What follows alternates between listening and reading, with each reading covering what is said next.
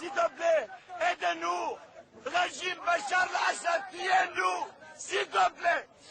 Chaque jour, il y a les sang. Je ne peux pas parler. S'il te plaît, aide-nous.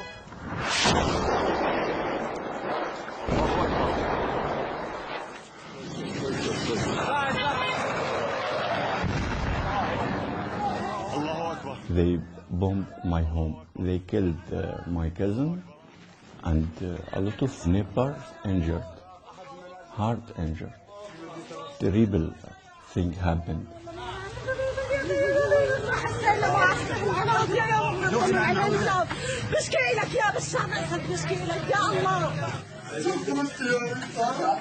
With a camera, I register everything about the aeroplane, about the injured, dying, a lot of child, women. I don't like to film here with the blood. Believe me, I don't like it. Easier to me to film the bomb than I see the blood. Did you see that? A child. Did you see? Abu Salah was a blacksmith living in Arastan, one of the first cities to rise up against the Assad regime. And in retaliation, it was completely flattened by the Syrian army. He made his mission to record the destruction and the loss of life, to tell the world about the horror of the war unfolding around him.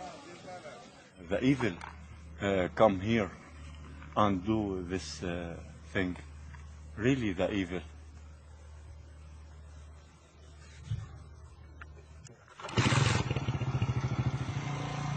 After that, I decided to leave Syria, just for save my family and my child. Abu Salah brought his family to Turkey. He made frequent trips back to Syria by himself, compelled to keep documenting the war, hoping it would make a difference.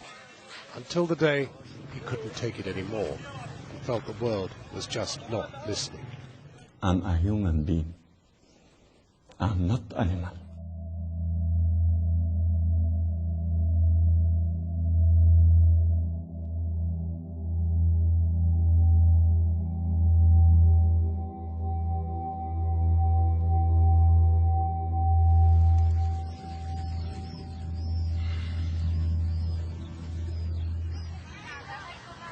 This is the start of Abu Salah's journey. This is Izmir. A bad situation. A lot of people you see sleeping in the street. A lot of smugglers, like a mafia. Any place you can find the smuggler. Abu Salah spent a week in Izmir, preparing for the journey.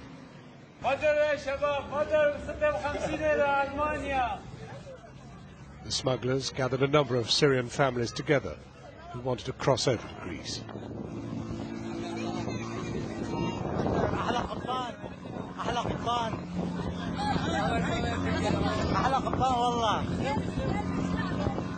The smuggler chose me to drive this boat, because anyone drive the boat, he go free without pay the money, $1,200. But when I decide to drive this boat, I cannot imagine all these people, 57 people. I decide their life if something happened, but I was strong. I was strong.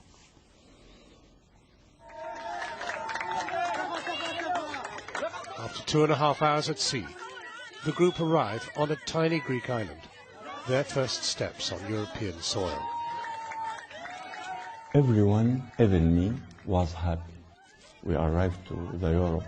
Everything will be easy after that.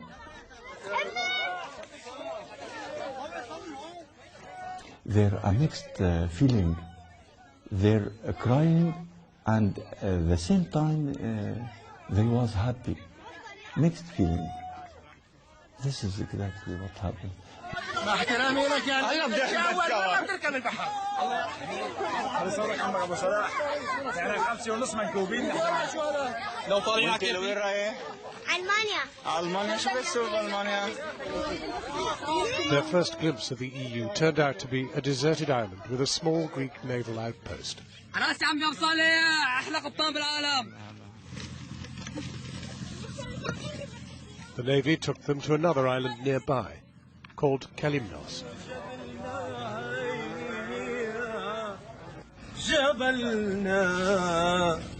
جبلنا بدمنا ترابه جبلنا مهما الدهر غضبات وجبلنا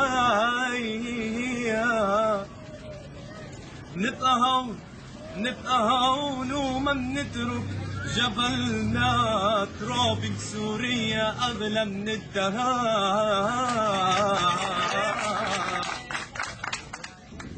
They was very kind. They give us everything, food, clothes. The police open the office for sleeping. It's amazing. Really. They give us tools to the child. Yes, they was very kind. Despite the friendly welcome, Abu Salah and his group decided it was time to press on to mainland Greece. They boarded a ferry to Athens and joined the massive throng of humanity pouring off the ship, some with papers, but many without. Some coming home from holiday, others seeking a new life. There they met a smuggler, the man in the red shirt. He mapped out the next leg of the journey. They travelled on by bus through Greece and then continued on foot into Macedonia. They reached the border at dawn, where they rested. Then they followed railway tracks heading north. It's hard for the child. I carry a lot of child in this journey, but I think this is my daughter.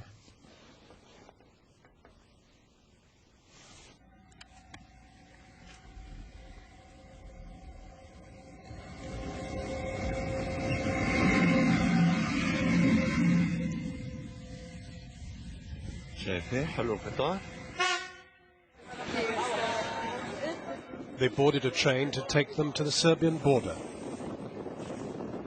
It dropped them just short, and they had to trudge through forests in the dead of night to reach Serbia. It was very cold. The children all the time hungry, need the water, very tired, very tired.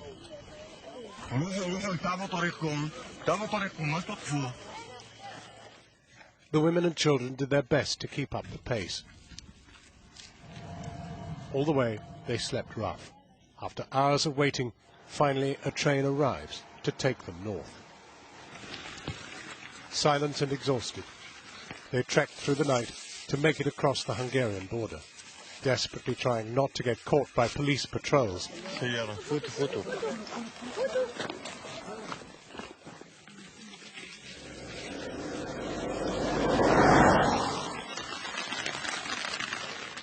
With the rain, they could not escape.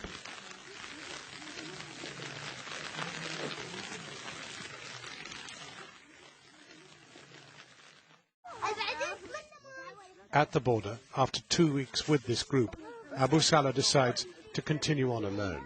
A family from my group, they decide to go directly to the police Hungary because they're very tired.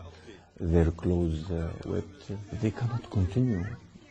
They won't go to the police to help. We deal together like our family. Really. I'm thinking about my family all the time. Very hard for the women and the child. Very, very hard. Bye-bye. After I left my group, something obliged me to stand up and make some photo and video. The graveyard. Every tomb, a lot of flower.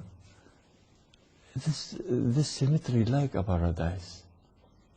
I remember our cemetery. 2012 The cemetery in my country, by regime Bashar al-Assad. I cannot compare between our cemetery and this cemetery. I cannot. After Hungary, Abu Salah travelled by himself up to Germany and ended up in Belgium. He's in a refugee centre, hoping to be granted asylum and for his family eventually to join him. I'm waiting to my wife and my child be with me. We need a life. We obliged to do like this. There is no choice. I mean the freedom here. There is a difference in our country. My daughter all the time see the ballerine on the TV. They try to dance like them. This is a life. To dance in the street when we want to dance.